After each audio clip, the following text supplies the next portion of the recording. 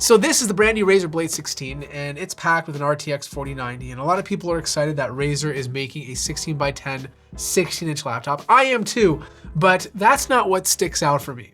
It's the display. This is a dual mode display, and according to Razer, it's the world first, and this is something I've always wanted in a laptop because it has 2 native resolutions. So that means you could use this laptop at UHD+, get the best pixel density possible on a 16-inch display, and use it at 120 Hertz, so you still have a high refresh rate. But if there's a game that's a little bit more graphically intensive, you can lower that refresh rate to its second native resolution, which is 1920 by 1200, and play at 1080p, but at 240 Hertz. Now, technically you can do this on any display just by lowering the resolution, but the problem is when it's not a native display, or if it's not a native resolution, the pixels end up looking pretty bad. Like 1080p on a 4K panel on a regular one doesn't look great, but when it's a native resolution, it looks really good. And I was playing a lot of games at 1080p on this, and it looked fantastic. Like, don't get me wrong, you're still gonna have slightly more pixelized text because it is 1080p, but the actual game quality looks incredible.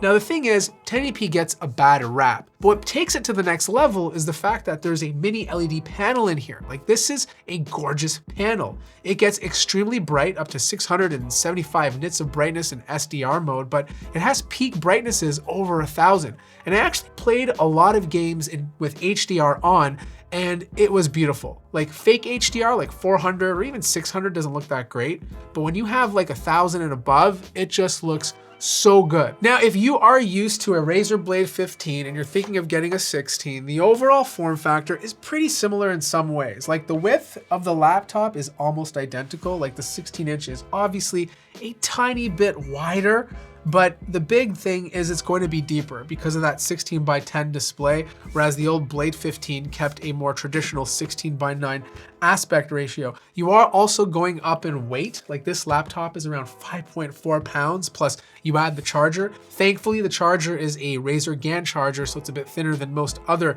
bigger bricks that we're used to, but you are adding a bit more bulk than your traditional 16-inch notebook. The ports are also fantastic. Like, on the left-hand side, you have your proprietary power connector that you're used to. 2 USB-A ports. You have a Type-C port. This one is not Thunderbolt, but it does support power delivery up to 100 watts. You have a combo audio jack. And then on the right-hand side, you have your Noble Lock HDMI port, which is 2.1, another USB-A port, and then you have a true Thunderbolt 4 port.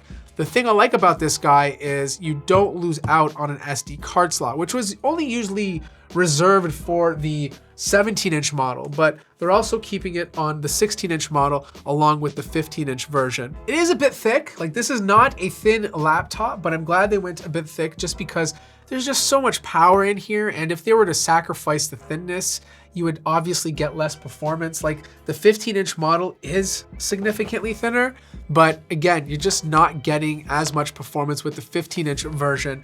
Opening it up is just like any other Razer. You can do it with one hand. The hinges are fantastic. They're nice and tight. The one thing that I do like is the materials that they use. Like, this is true hardcore aluminum. Like, it's thick. It doesn't feel cheap like some of the alloys I've tested on other laptops. Like, it doesn't feel plasticky. It feels like a true proper aluminum chassis. Now, it does pick up a lot of fingerprints. This is like what you expect when you buy a Razer laptop. Like, these things are black laptops. You're just gonna see them everywhere. Like, here's a grease spot from like 25 years ago. It's still there on the touchpad. So you're gonna be constantly wiping this thing down, but that's just what you get when you buy a black laptop. Touchpad is absolutely massive. The keyboard feels just like any other Razer keyboard. Either you love it or hate it. I don't mind it. It's not my favorite gaming keyboard. It feels a bit more on the productivity side just because the key travel distance is so shallow, but it does have a good enough click that I think most people will be happy with it. But as usual, Razer always nails the RGB. Like, their Synapse software, it may not be the best software overall, but the one thing that it does do well is RGB. Speakers, there's 4 of them now, and they sound really good. Not better than the Razer Blade 18, and obviously not better than a MacBook Pro 16, but overall they stand their own. The new thing this year though, is they do have the 1080p camera, which is fine, but there's a kill switch. Like, you can just flick this on or off if you want to disable the webcam, which is kind of new to Razer laptops. There's no fingerprint scanner, which is standard, but you can use facial recognition to quickly log you in. Now for a 16-inch notebook, this thing is absolutely stacked. Like you have the i9-13950HX processor paired with 32 gigabytes of DDR5 RAM. You have the NVIDIA RTX 4090 with a TGP of 175 watts, 2 terabyte NVMe SSDs. But the price point will put a lot of people into shock because this is not a cheap machine. Okay, this is expensive. But look, when it comes to actual performance, the RTX 4090 in here performs as it should, but it's not beating out the RTX 4090 that you'd find in something like the MSI GT77. Like that thing is 45 times thicker than this. It's to the point where you might as well just buy a desktop computer. But for a 16-inch notebook that's still travelable with, like you could totally take this on the road, it puts up some really nice performance numbers. And it doesn't matter if you're using this for content creation or if you're using this for developing code or strictly gaming. It does every single one of those things very, very well. But the one area the 40 series truly shines is with DLSS 3.0. The two together really do improve the overall performance of a game. Like taking Cyberpunk, for example, right? Regular frame rates, 48 frames per second. Even with ray tracing on, and on Ultra, I'm able to beat out the original frame rate, which is really incredible.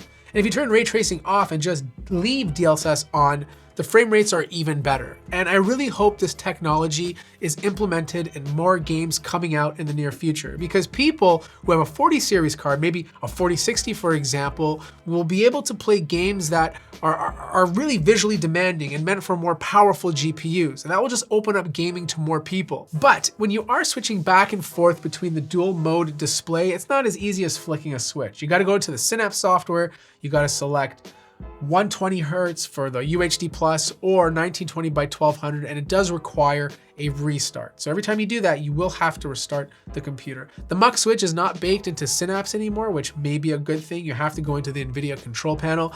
For the most part, there's 3 different options you can choose from: automatic, Optimus, or you can choose NVIDIA GPU. But the one thing I don't like about this laptop is it's a bit warmer than most other laptops out there. It does get hot, but not hot enough where it's uncomfortable. It just feels warm.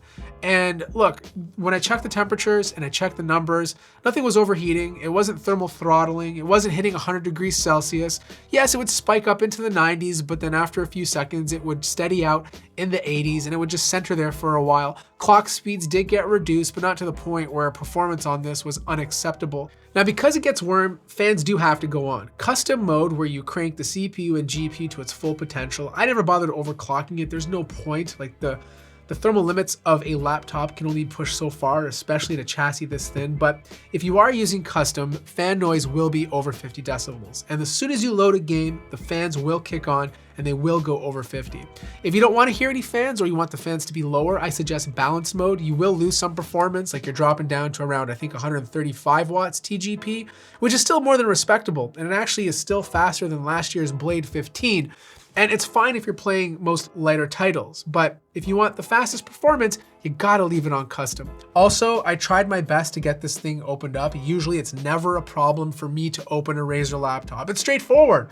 But for some reason, this specific unit, the screws were in so deep and so tight that it made it very difficult to remove them. And in the process, I ended up stripping 2 of the screws. Now, this is what you'd expect in any Razer laptop. There's a vapor chamber cooler inside. There's 2 slots for storage. They're both populated right now and get good read and write speeds. Swappable Wi-Fi card, and then of course you have a 95 watt-hour battery, and I was averaging about 5 hours of use before needing to charge. Now, should you buy the Blade 16? And well, most people are probably not, just because it's so expensive. But for me personally, having that dual mode display is everything. Like, I hope to see more gaming laptops utilize this technology, because as someone who loves to game but also works, like as a content creator, being able to flip back and forth between 1920 by 1200 and UHD Plus is a dream come true. But you could make the argument that building a PC and buying another laptop for travel is cheaper, and you're absolutely right. You totally could. It really depends on your situation. Maybe you're in a cramped space and you have the money and you want something 16 inches, but as powerful as possible for gaming, then this is it. Maybe you're someone who travels and moves locations every 3 months. You know, like a lot of people work and they have to move every 3 months. You can't carry a desktop computer with you. This would be a better alternative. Anyways, that wraps up my review. If you have any questions, let me know in the comment section down below. Links to this laptop will be in the description. I hope you liked the video. If you did, feel free to hit the like button. If you're new to the channel, subscribe, and I'll see you guys in the next one.